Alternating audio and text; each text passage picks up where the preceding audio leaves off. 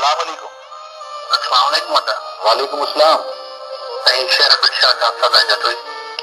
हाँ भली कार चवंदा आहिनि सदा जतोई साहब भिक्षा वारनि खे ऐं अव्हां खे छा ॿुधाईंदा? हेलो जी दोस्त छा ॿुधाईंदा? साईं असांजे दोस्त नाशाद जी शायरी। जी हाँ हाँ ऐं इहो ख़ासि लिखियो आहे शेर फयाज़ जे लाइ। बिस्मिल्लाह छा आहे? हा जी सिज लथो आहे कराड़ जे कप ते।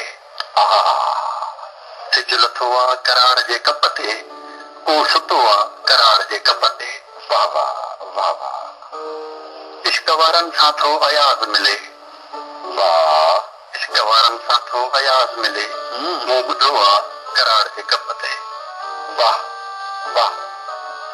चंद्र चांदो की मां अयाज़ ऐं तूं। चंद्र चांदो की मां अयाज़ ऐं तूं। हा छा मज़ो आहे कराड़ जे कप ते। वाह वादा वादा। तुंहिंजी यादुनि खे आख तूं ॾींदे। हा तुंहिंजी यादुनि खे आख तूं ॾींदे। वाह को रुनो आहे कराड़ जे कप ते। वाह वाह। दर्द वारनि खे रोंदे अक्सर। हा हा दर्द वारनि खे रोंदे अक्सर मूं ॾिठो आहे कराड़ जे कप ते। ख़ूबसूरत। केसी नाशाद जागंदो रहंदे। केसी नाशाद जागंदो रहंदे तो पुछो आहे कराड़ जे कप ते। वाह वाह वाह वाह। ऐं साईं हिकिड़ो चौसठो अव्हांजी नज़र कंदासीं दोस्त नाशाद जो।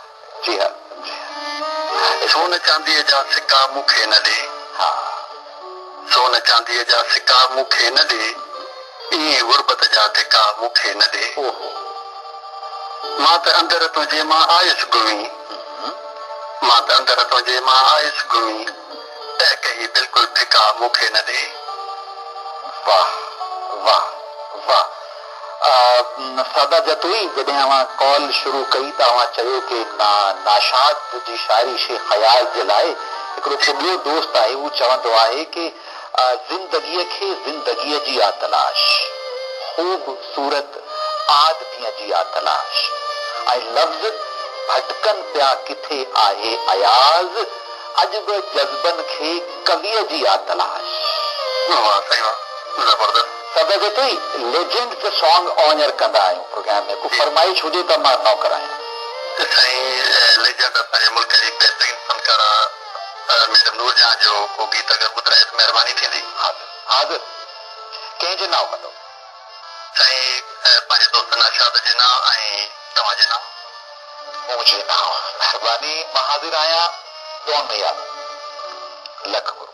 Thank you very much thank you very much. नाज़रीन असांजा कॉलर्स असांजा प्यारा कॉलर्स असांजा सोचण वारा कॉलर्स हाणे ईअं कयूं था हिकिड़ो ख़ूबसूरत सॉन्ग मौजूदु आहे मैडम नूरजहां जो आवाज़ जीअं त सदा बि चयो ख़ूबसूरत अंदाज़ ख़ूबसूरत शाइरी ख़ूबसूरत मौसीक़ी ऐं पेशकश आहे महिरान टीवी चैनल।